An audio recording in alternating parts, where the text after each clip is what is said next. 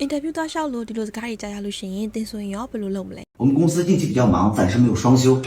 当然以后会改的。我们公司近期比较忙，暂时没有双休，当然以后会改的。我们公司ငါတို့ကုမ္ပဏီက近期ဆိုလို့ရှိရင်ခုလက်တလော period မှာပေါ့နော်အခုလက်တလောကာလအပိုင်းခြားမှာ比较忙ပို့ပြီးတော့မှလှုပ်ရှုပ်တယ်ဒါကြောင့်မလို့暂时လက်တလောလောလောဆယ်တော့ယာယီမှာတော့没有双休没有မရှိပါဘူး双休ဆိုတာကနှစ်ရက်နားတာကိုပြောတာဆိုတော့စနေနေ့နားတာကိုပြောတာပေါ့ဆိုတော့များသောအားဖြင့်စနေနေ့တရက်ထိလုပ်တယ်ရမယ်တနင်္ဂနွေတရက်ပဲနားတာမျိုးပေါ့နော်当然ဒါပေါ့တေချာတာပေါ့ဘာဖြစ်လဲဆိုတော့以后会改的နောက်ကြလို့ရှိရင်တော့ပြောင်းမှာပေါ့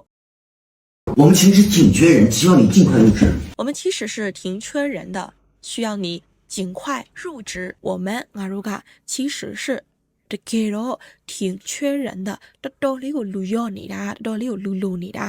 需要你尽快入职，需要လိုအပ်ပါတယ်你က尽快အတက်နိုင်ဆုံးမြန်မြန်入职လုပ်ငန်းဝင်ကိုဝင်ဖို့အတွက်လိုအပ်ပါတယ်我们这里节奏比较快，入职以后需要你适应加班文化。我们这里节奏比较快。入职以后需要你适应加班文化。我们这里ငါတို့ဒီမှာ节奏က rhythm ပေါ့နော်အလုပ်လုပ်တယ်ဆိုလဲလုပ်တဲ့နှုန်းဘဝနေထိုင်မှုနှုန်းအဲ့ဒါမျိုးပြောတာပေါ့နော်节奏比较快အလုပ်လုပ်တဲ့နှုန်းကပို့ပြီးတော့မှမြန်တယ်ဒါကြောင့်မလို့入职以后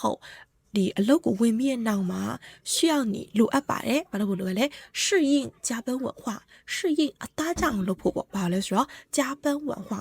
ဒီအချိန်ပိုဆင်းရတဲ့အလေးချိန်ကိုချိန်ပိုဆင်းရတဲ့ယဉ်ကျေးမှုကိုအသားကြောင်လုပ်ဖို့လိုအပ်တယ်ဟုတ်တယ်ဆိုလို့ရှိရင်ကိုရောအလုပ်တောက်လျှောက်တော့ဘယ်လိုစကားတွေကြားခဲ့ဘူးလဲ comment မှာဖြေခဲ့ပြပါနော်